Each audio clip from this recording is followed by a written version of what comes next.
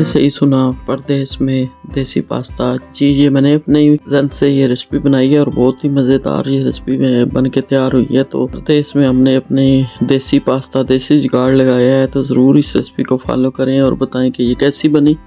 रमज़ान में ये रेसिपी बहुत ही मज़े की लगेगी।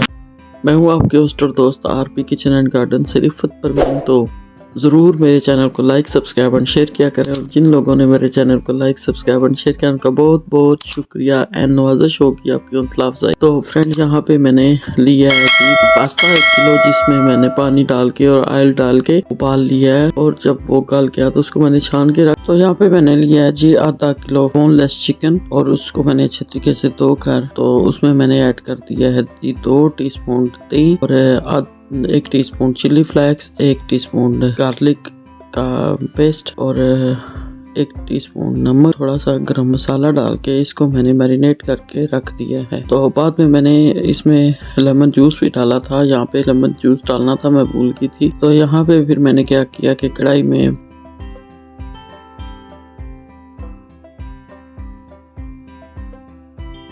तेल ऐड किया तकरीबन दो टेबल स्पून, और उसमें मैंने प्याज डाल के उसको सौते कर लिया है। प्याज मैंने बारीक चॉप किया हुआ था, तो उसको मैंने यहाँ पे डाला और यहाँ पे उसको मैंने सौते कर लिया, और उसके बाद मैंने बहुत ज़्यादा मैंने इसको ब्राउन शोन नहीं किया, बस हल्का सा इसको पकाया है। और फिर इसमें मैंने बोनलेस जो मैंने किया हुआ था मैरिनेट वो ऐड कर दिया, और यहाँ पे मैंने साथ ही डाल दिया है फिर लेमन का जूस। फ्रेश लेमन का जूस भी आप डाल सकते हैं, और लेमन का दूसरा जो भी जूस है, इस जगह आप सिरका भी डाल सकते हैं। तो उसको मैंने यहाँ पे अब चिकन को मैंने अच्छे तरीके से पका लेना है। चिकन में साथ मैंने एक डाल दिया है जी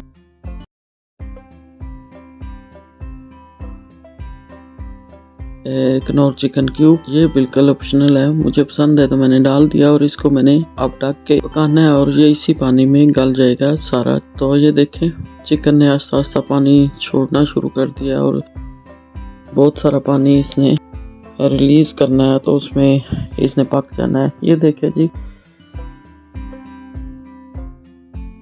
चिकन का पानी खुश्क हो चुका है, और यहाँ पे मैंने इसमें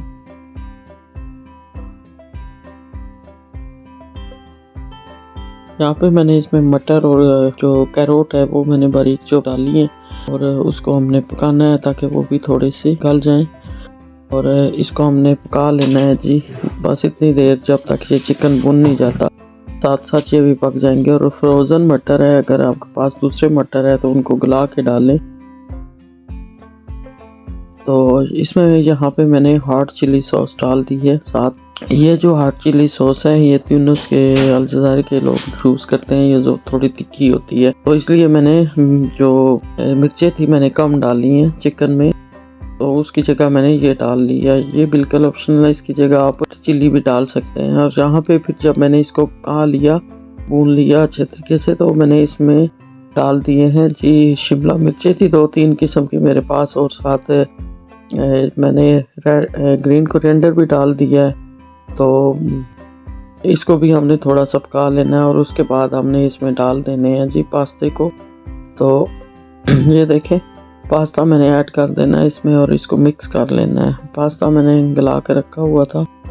तो फ्रेंड मेरे चैनल को लाइक सब्सक्राइब एंड शेयर किया करें, और अपने फ्रेंड और फैमिली के साथ भी जो लोग मेरी वीडियो को देखते हैं और अच्छे अच्छे कमेंट करते हैं, उन सब का मैं बहुत बहुत शुक्रिया अदा करना चाहती हूँ कि वो उन्होंने मेरे साथ इतना तावन किया, यहाँ तक मैं आपके हौसला अफजाई से पहुँची हूँ।